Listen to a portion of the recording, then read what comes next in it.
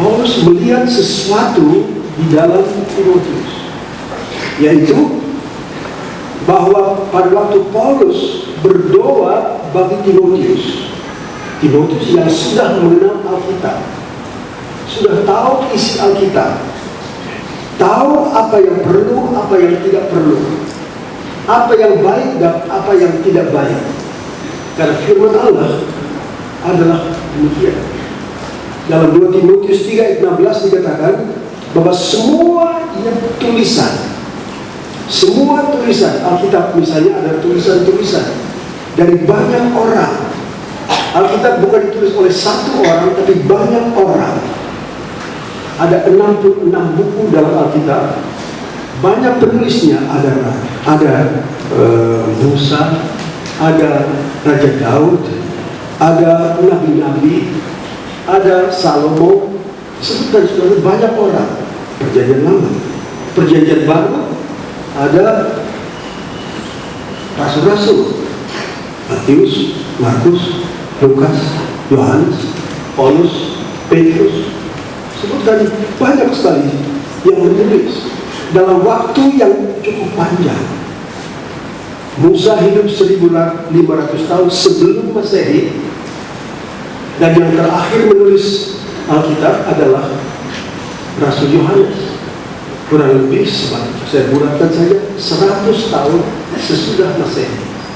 Jadi antara 1500 sebelum Masehi dan sampai 1000 sampai 100 tahun Masehi itu adalah 1600 tahun. Dan waktu 1600 tahun Alkitab ini ditulis, tetapi sumbernya sama, Allah. Itu 2 Testament 3 ayat 16 berkata, semua tulisan yang diilhamkan artinya dinafaskan oleh Allah. Allah yang menafaskan, Allah yang berbicara. Sumbernya satu, yang menulis banyak dalam waktu 1600 tahun. Tapi herannya Alkitab itu dari muka ke belakang, dari belakang ke muka, ada hubungan satu dengan yang lain. Itu kita sangat menghargai firman Tuhan. Haleluya. Saudara percaya firman Tuhan adalah nafas daripada Allah.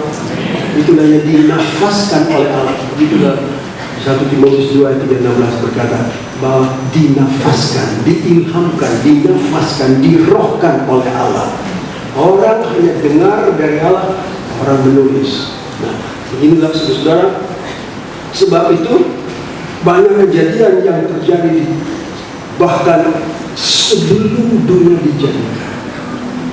Siapa ada orang yang sebelum dunia dijadikan yang sudah hidup?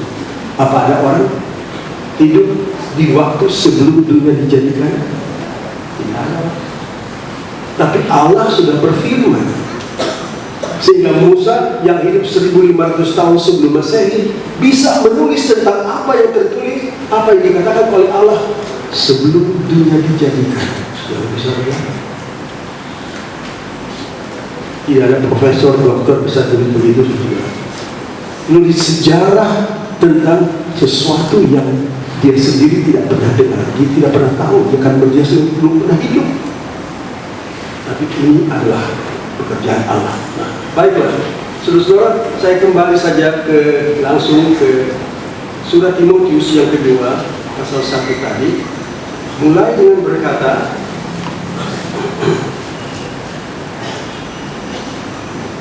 karena itu, kuperingatkan engkau untuk mengobarkan karunia Allah yang ada padamu oleh penumpangan tanganmu atasmu. Jadi Paulus berdoa. Waktu berdoa, dia tumpangkan tangan. Ini ada satu pelajaran Alkitab.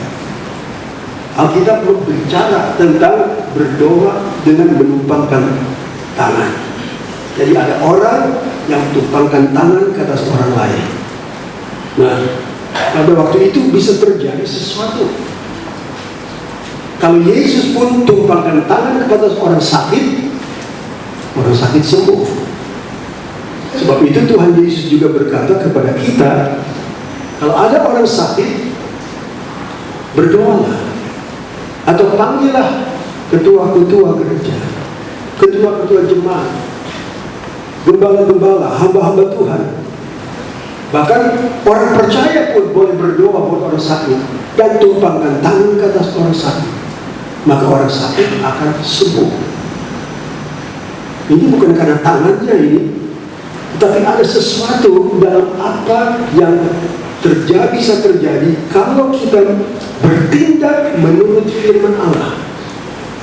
Tuhan berkata, yang sakit panggil hamba Tuhan, doakan, tumpangkan tangan, oleskan dia dengan minyak, maka orang yang sakit akan sembuh. Itu firman Tuhan. Nah, kalau kita percaya firman Tuhan itu, kita lakukannya, maka akan jadi. Nah, inilah juga Paulus tumpangkan tangan ke atas Timotius. Maka datang satu karunia Allah yang diberikan oleh Allah dan tinggal di dalam Timotius. Nah, karunia apakah itu? Kalau kita baca firman Tuhan, maka kita mengetahui bahwa itulah pemberian karunia Roh Kudus.